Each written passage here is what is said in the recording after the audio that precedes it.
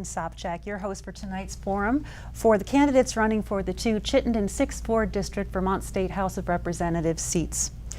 Thanks for joining us tonight, and our forum is also being streamed on Channel 17's website. We welcome calls from viewers near and far. If you'd like to ask a question of candidates, you can give a call to 802-862-3966.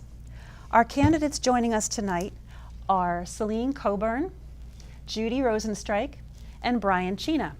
The incumbents for the positions of this district are Keisha Ram, who is running for Lieutenant Governor, and Chris Pearson, who is running for State Senate.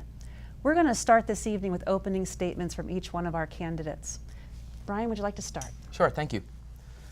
We're in a time of great transition and change. We're at a turning point for humanity. Will we go down a path towards further oppression, inequality, and destruction, or will we go in a direction that promotes justice, peace, and prosperity for all? Now is the time for people to join together to build on the progress of the many social, economic, and environmental justice movements and to foster a great global restoration. As a social worker, I've committed myself towards creating positive social change on all levels. It would be an honor to serve as your representative in Montpelier, working in the legislature to promote opportunities for all people to thrive. Together, we can work to nurture a prosperous and sustainable economy, to protect our environment, to provide opportunities for healthy, happy lives for everyone, and to end all forms of social injustice. I have been a social worker in private practice and in social service agencies working with individuals, with families, and with groups for the past 18 years. I have worked as a supervisor and have designed policies and programs on the agency level. As a school commissioner, currently representing the Central District of Burlington, I led an intensive international search for our new superintendent, which engaged students, parents, staff, and other community members. I am currently the chair of Finance Committee, seeking to work with the district to increase efficiency, accountability, transparency, and to improve communication and public engagement. I have extensive experience as a community organizer and activist. I helped to create Is Good, Isham Street Gardening and Other Optimistic Doings, a neighborhood effort striving to improve the physical and social environment of our street and the surrounding blocks. I served as co-chair of Pride Vermont from 1999 to 2003, working to create safe space and visibility for the LGBTQIA community all around the state of Vermont during our struggle for marriage equality. I have served as a volunteer and have been involved in many progressive social movements since I was a teenager. I ask for your support so that I can take my experience fighting for social justice and creating social change to the State House of Representatives. Thank you.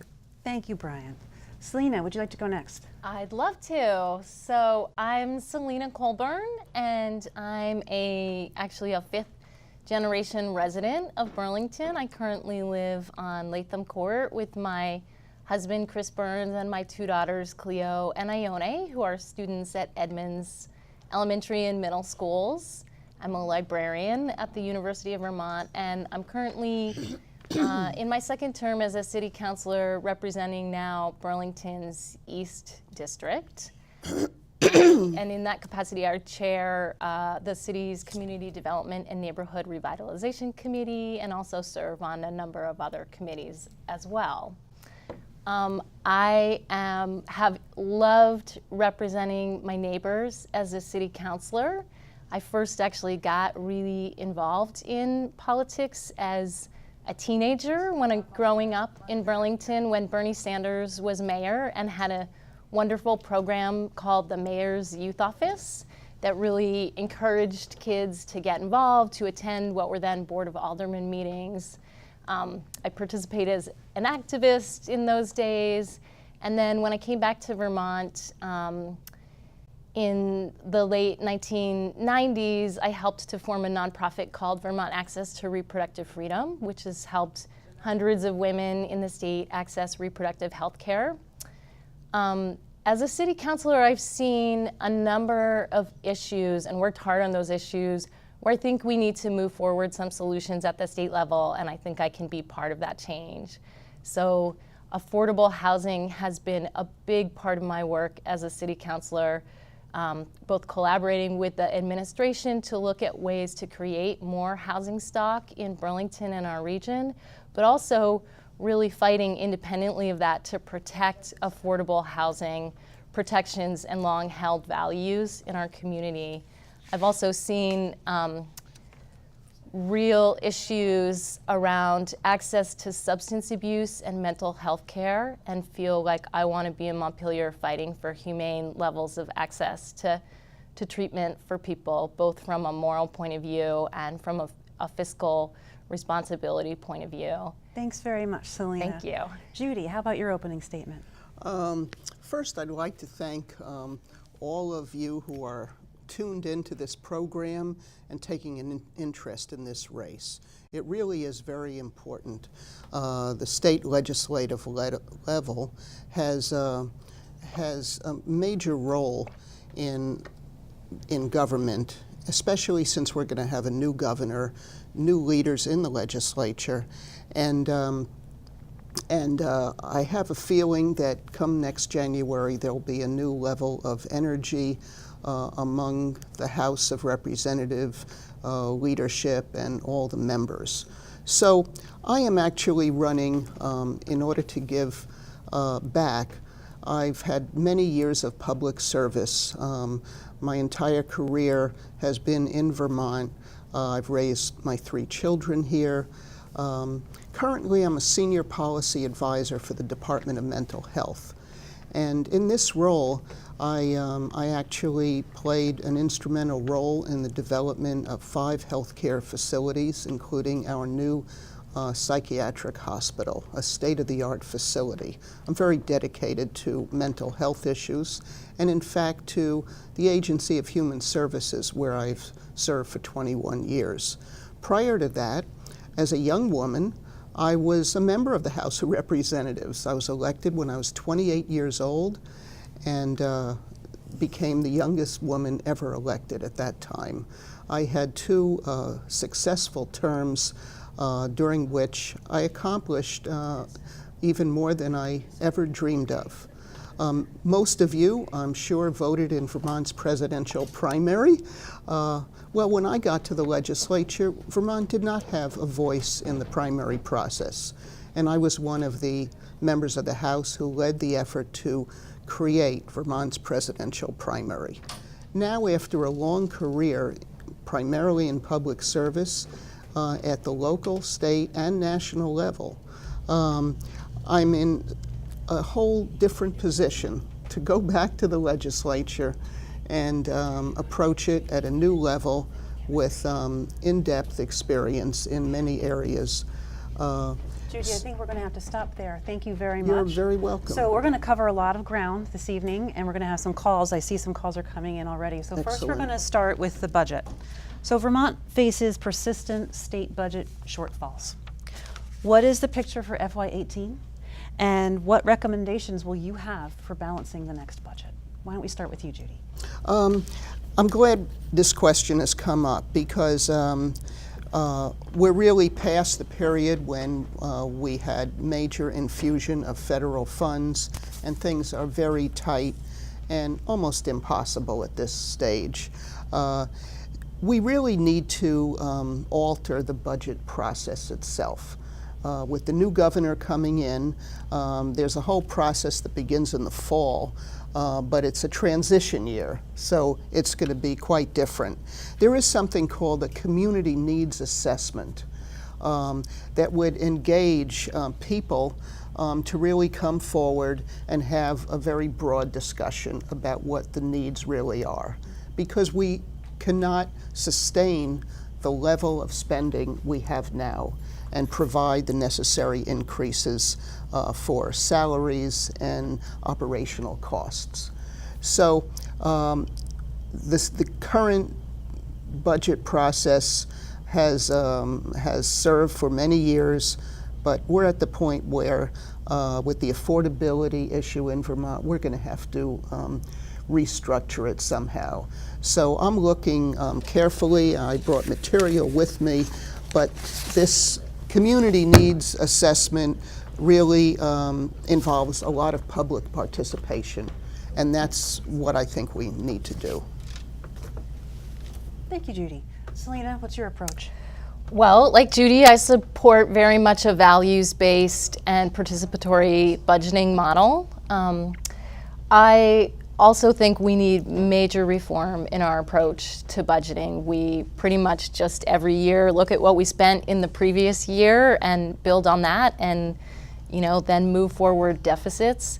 I'm very encouraged by the work that's coming forward with the development of a current services budget, which will really requires the state to tell us what we've actually committed to doing as a state and how much it's going to cost. So that's something that the Public Assets Institute and Vermont Interfaith Alliance really advocated for, and it's coming to fruition finally in advance of the next legislative session. So I think that's going to be a key tool. And I think we need to look at, not be afraid of tackling serious reform of some of our most costly systems, whether that's healthcare or criminal justice systems. So I think I'm in agreement that we need big changes, and I think the picture for next year is going to depend a lot on who our governor is. All right. So SELENE and Judy both focused on process. Brian, what are your thoughts? I'll take a different angle on the question. State finances are very complicated, and we could probably spend a whole forum talking about them. And there are many factors which contribute to budget shortfalls. One area of concern that I have are challenges with funding Medicaid. There are so many people needing help in our state that the state overspends every year trying to keep up because the spending of Medicaid is more than it's projected. It's very hard to predict how much we're going to spend on Medicaid every year, and as more and more people are facing poverty, we're seeing more use of Medicaid. Why is this the case? Well, it's because poverty drives the social conditions that cause people to use Medicaid, and poverty puts people in a position that they have to be on Medicaid. So by reducing or eliminating poverty, we would reduce the need for state assistance, and we would improve the social conditions that drive physical and mental illness. It's not fair that the taxpayers subsidize low-wage employers, for example, Walmart, who pays people so little that they have to go on Medicaid. We need to raise the minimum wage, and we need to consider the concept of a basic minimum income for all Vermonters. And I think by doing that and by addressing the issue of poverty, we can then look at how that affects Medicaid and state spending on social programs. All right. Thank you, Brian. We're going to take a call real quick. Thanks for calling. You're on Channel 17. Can you tell us your name and where you're calling from? Sure. This is Sarah from Burlington, Vermont. Go Hi, ahead Sarah. with your question, Sarah. My question is, now with Bernie endorsing Hillary Clinton for president, I'm just curious who all the candidates are supporting in this election. Okay, we're going to answer that offline, okay? Thanks for calling. Okay, thank you. Answers? Who goes first? SELENE? Whew, you know what? I am still actually really thinking about this. There's a lot in Hillary Clinton's platform that I love. I don't buy the Coke Pepsi argument that people sometimes put forward about Democrats and Republicans, but there's a lot that gives me pause in her record and the way she's advanced policies and who those policies have benefited.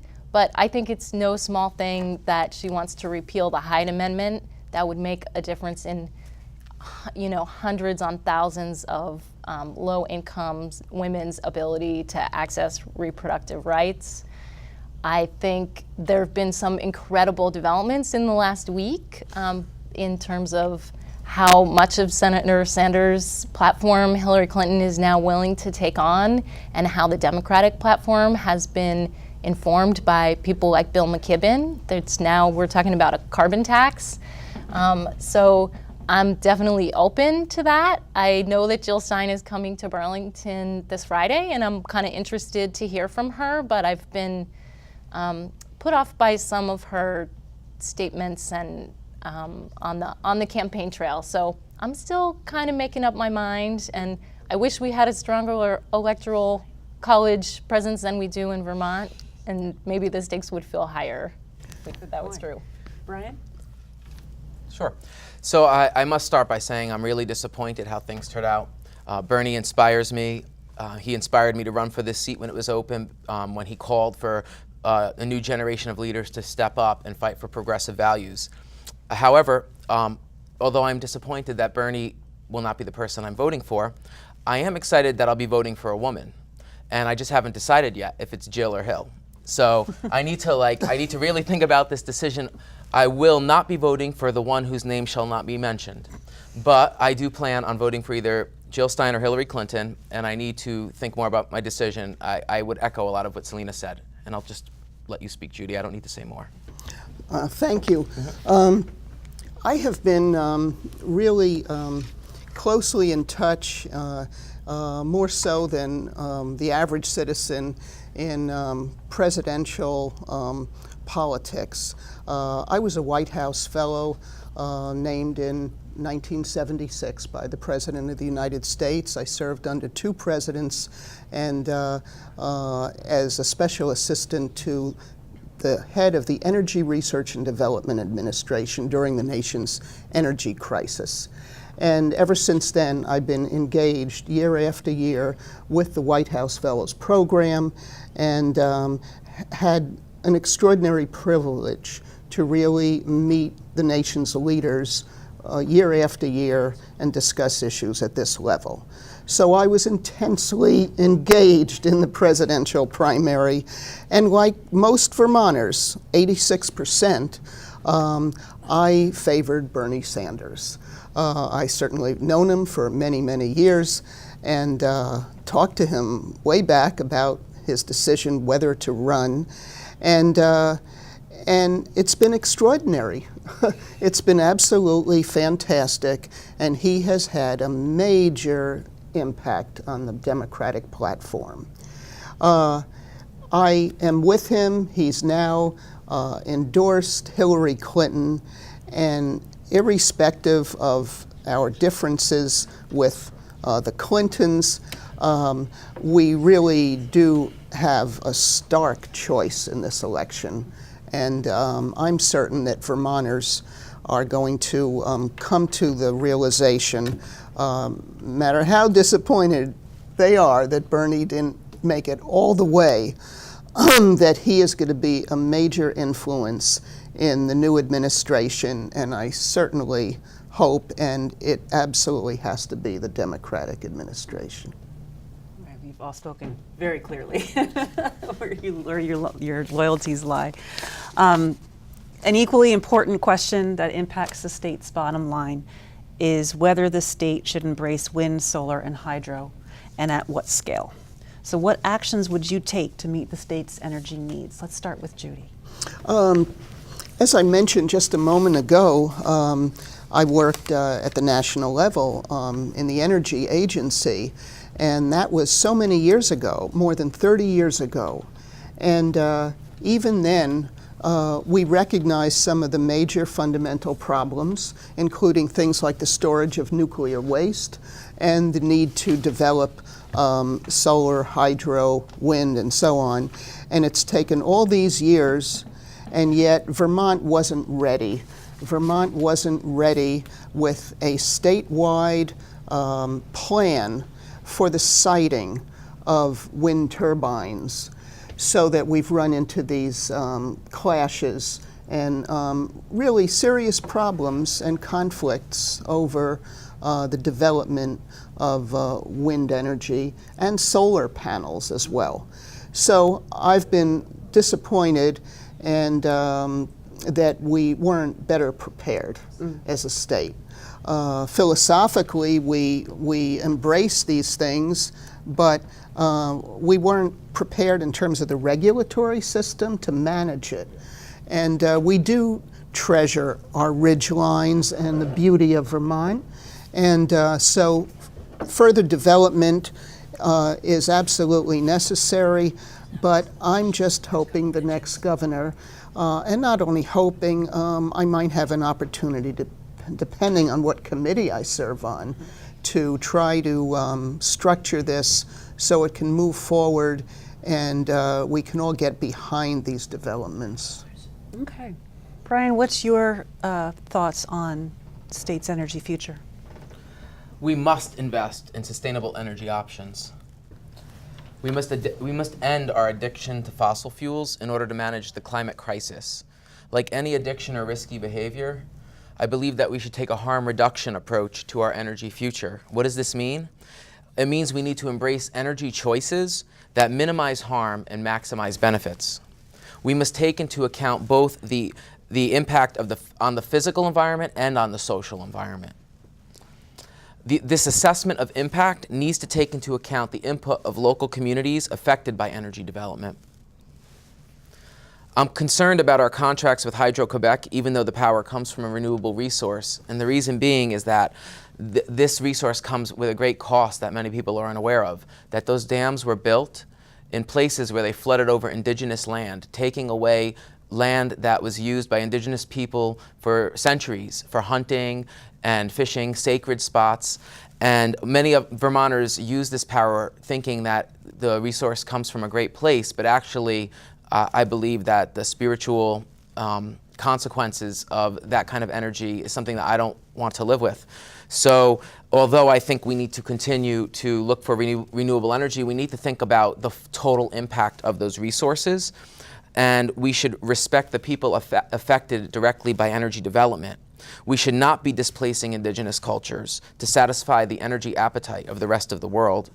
We need energy solutions approved by local people who are affected that take into account their global social and environmental impact. We can power this planet through sustainable energy development combined with efficiency innovations. We must be thinking about all of the planet's future generations when making decisions to meet our energy needs. Thank you. Selene, what are your thoughts? Well, absolutely, we must invest and lead in renewables. I've definitely tried to be an advocate as a city councilor for renewable energy. I've pushed something called the 2030 District, which is an architectural challenge that would get new developments to net zero by 2030. And I think we can embrace some innovative models of funding, like state banking, that would give us potentially more resources to really make those investments. That said, I think we need to also be looking at our voice as a state around even bigger questions of fossil fuel investment. So locally in Burlington, I've led, I think, a really good and positive discussion about the role of fossil fuel investments in our local pension fund. That's been then part of a state conversation. I was happy to go and testify to the Senate's Government Operations Committee about our process here. I've also called for our Attorney General to join an investigation of ExxonMobil with Attorney Generals from New York and Massachusetts. And I'm really proud to have the endorsement of Bill McKibben for some of that work and some of that activism. And the final thing I would say is I think as we move forward with regulating renewables, we need to be really careful about getting the right balance between local control and ensuring that we can move forward with these projects. Mm-hmm. Thank you. Absolutely. So we have a little bit of time left, I think enough for one more question and then some closing statements. So did I miss anybody on that last? You didn't get to speak. Did I not? No, She everybody spoke You on did. that I'm one. sorry. Yeah, that's okay. Yeah, panicked for a second there. So this weekend, Vermonters stood in vigil in Burlington on Saturday after a week of multiple race-based incidents of violence. How can Vermont show the United States that Black lives really do matter, as well as all other lives? Would you like to start, Brian? Sure.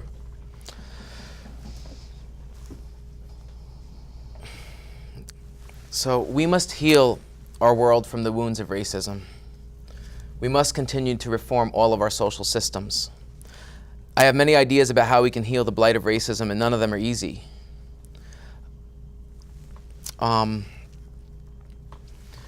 We must mandate professional development around cultural competency for all public employees. We must engage in constant reassessment of policy and practice to determine how they might reinforce oppression and biases. We need increased citizen oversight of government agencies that includes vulnerable and disenfranchised populations so that they're involved in a meaningful and powerful way. We must diversify the public workforce.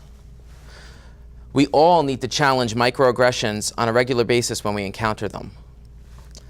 We must reform law enforcement practices and work towards implementing the 10-point plan that has been suggested by Black Lives Matter, which includes ending broken windows policing, which aggressively polices minor crimes in an attempt to stop larger ones. And we need to use community oversight for misconduct by the police rather than having them decide what consequences officers should face amongst themselves.